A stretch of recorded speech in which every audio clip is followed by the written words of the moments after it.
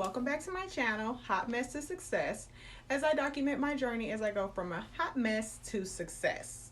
If you guys didn't know, the reason or the thing that sparked my journey is over a 3 or 4 year period, I received 3 DWIs that kind of, in the beginning, forced me into a sobriety journey.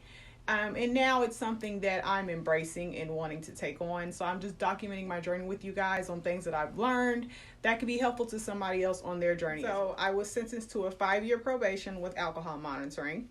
And I wanted to give you guys an update on my probation. Okay, so my last video, I shared with you guys that I was using this hairspray and it gave me a false positive on my breathalyzer, right?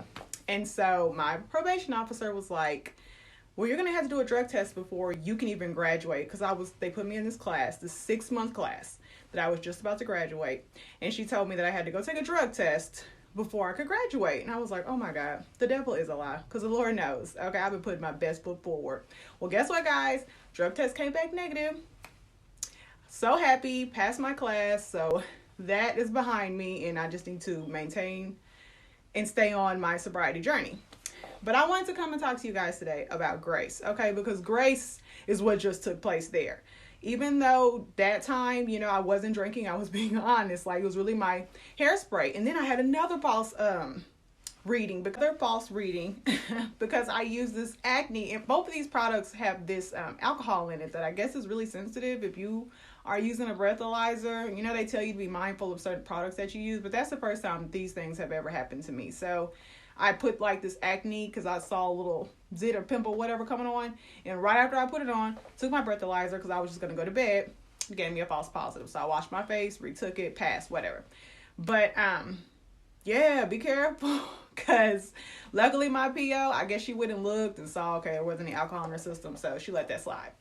But although the Lord redeemed me this time around, there have been times where my ass was not innocent, okay? So sometimes I be like, even though I wasn't doing anything wrong now, maybe this is a lesson that I got to learn from, a time I got away with it. I actually didn't have to suffer any consequences. And I'm like, I'm not going to front. That last time my faith was tested because even though I knew I hadn't been drinking, there have been times that I have gotten away with it when I wasn't doing what I was supposed to be doing. So I was like, oh my God, what if this is one of those times, the Lord gonna teach me a lesson, but God's grace, God had my back. One thing about me, I am very honest with the Lord. I talk to the Lord casually.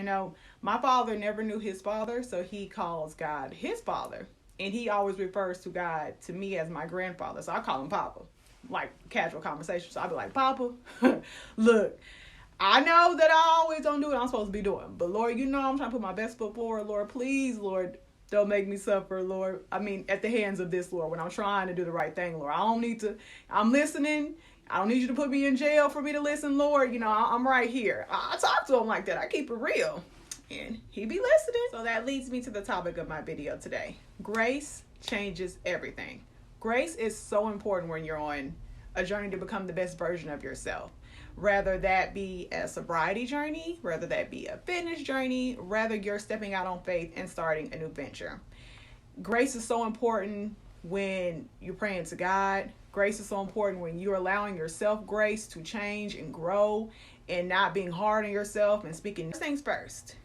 Nobody's perfect. We all fall short of the glory of God. Okay, we're the ones of us that have pure hearts and good intentions. We out here just trying to do the best we can. Okay, and in order to get to your destination, baby, you're gonna need grace, and it's something that has to be prayed for. Grace is typically activated, like I just told you guys before, when you're honest. When you're confessing to God, this is where I fall short at. You just got to keep it real with him. He already knows you, typically better than you know yourself. But when you come to him and you're honest and, this is my struggle, this is what I need help with, that's when that grace is like activated, Okay, I'm going to try not to get too churchy for y'all. But again, this is me documenting my journey from a hot mess to success. God is a huge, the main component of my journey. So this is what I feed myself on all the time. It's going to come out. It comes out in casual conversations with me. So, if this ain't for you, baby, I'm sorry. But this is just how I roll. This is my principles. This is what it's based on. All right. So even within the Bible, it lets you know that grace is not something that's earned. That way, none of us can boast about it. You know, you can't really measure grace, can't really say how you're going to get it. It's just, I don't even be knowing how I'm deserving of it half the time. But grace is something that God extends to us, so we can't boost in our own strengths and our own successes. Romans 3:23 tells us, "For it is grace that you have been saved through faith, and not by works, so that no man can boast." So basically, grace is something that God gives to us. And again, I said, you can activate it by being honest with God. It's like a saving. It's like a net for you. You can't go wrong. He's going to correct you, with grace and chastisement. But that's a different story. So knowing that God extends that grace to us, it kind of makes it easier for us to extend grace to ourselves. So again, sometimes in your sobriety journey, you may fall off the bandwagon, but it's all about, life is a marathon. It's not a race. So as long as you have pure intentions, like, this is something I want to do. I want to be sober. I want to do what's right. Don't beat yourself up, baby. Just pick yourself up and try again. That's what it's all about. And eventually you're going to get it right. And thank God for the grace in between, so you have to extend that to yourself. Do not beat yourself up. That's something I used to do. And I think that causes anxiety and a lot of overthinking and worry. And that really weighs down on a person.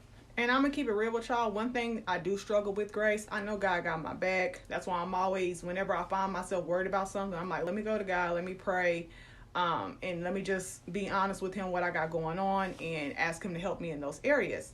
But sometimes I'll be thinking about things that I did in the past, and I'm like, maybe this is the time that I have to learn that lesson. Maybe this is the time that grace won't be extended to me. And you know what, guys? It gets extended to me every time, to the point where I'm like, you know what? I don't know what I did to deserve this grace.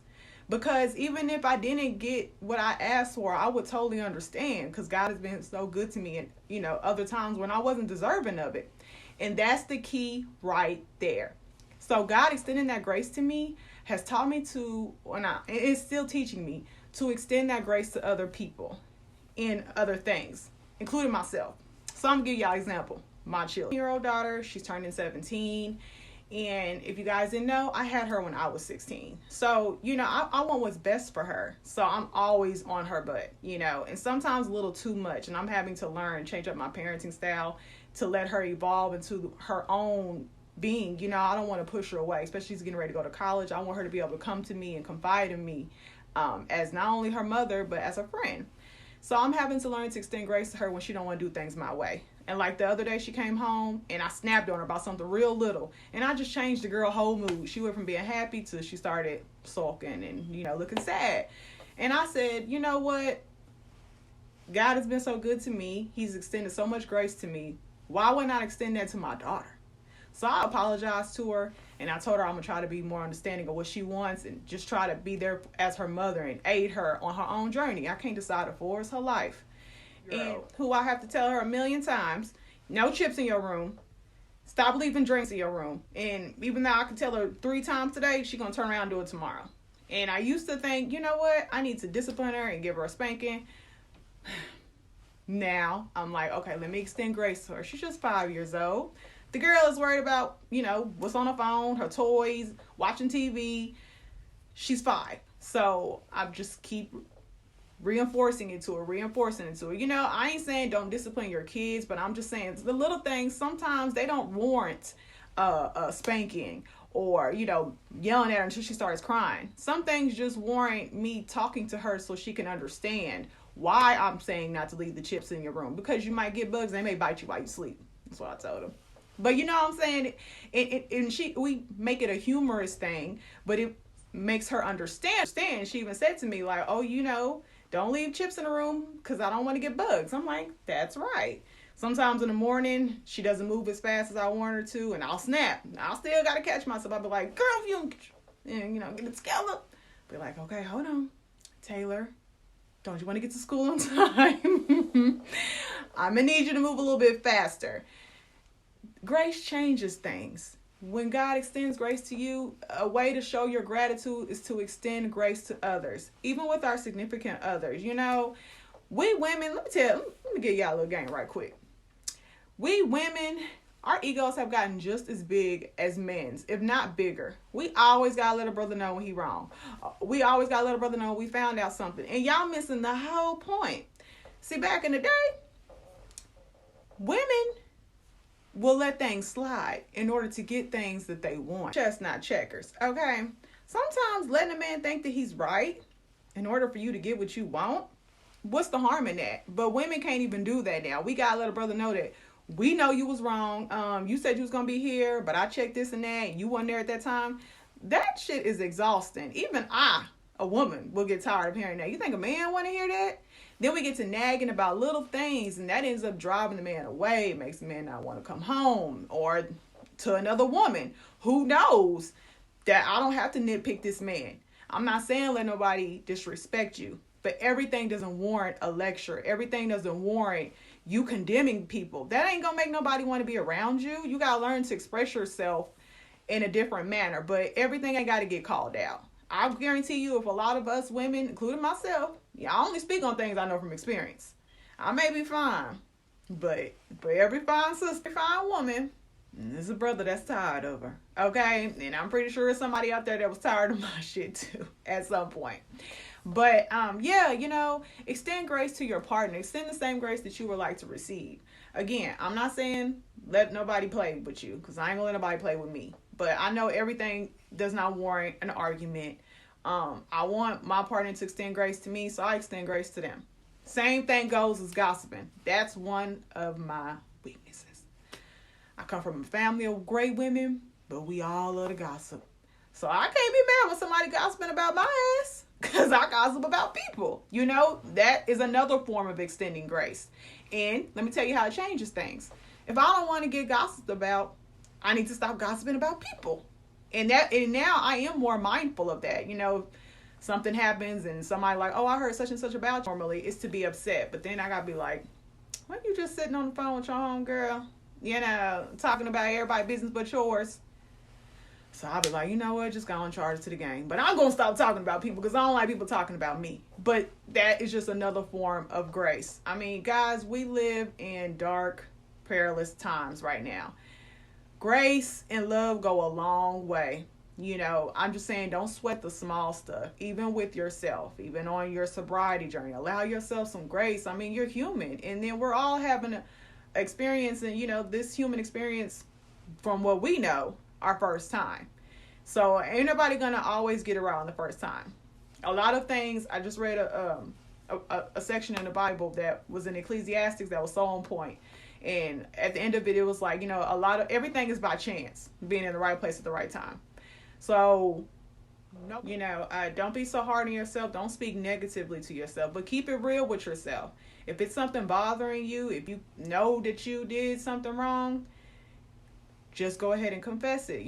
Say it's God in prayer. Dang, Pop, I messed up. I was doing something I know I ain't had no business doing, Lord, but I want to get back on track. I want to make things right. Man, God ain't never failed me once when I came to him that way. When you move with pure intentions, everything works out for your good.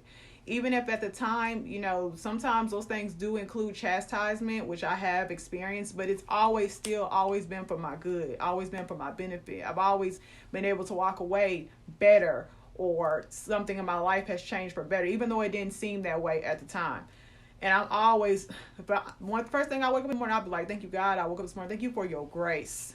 It's such an underrated but huge flex and huge blessing. I just wanted to come to you guys and share that with you. But although grace is extended to us, don't get it twisted. Grace is like being in training. You're allowed to mess up when you're in training, but once you know, that's when you cross the lines with the chastisement. Like, sometimes ignorance is bliss, because once you find out how you should be moving and what's right and what's wrong, and you keep pursuing it. So like right now, if I know that drink is not good for me, and I know that God's got his grace extended to me, so I'm like, you know what, I'm gonna go out and party today, Labor Day, go hop on a boat or something, let me drink and turn up. The Lord gonna be like, all right, you know that you shouldn't be doing that. You know what consequences come with it. So if something happened, that will be your chastisement, because you know now. But grace is extended to you when you're in training, and you're still trying to figure things out, and you're moving with pure intentions. God's got your back. So I just wanted to come let you guys know that, and until next time.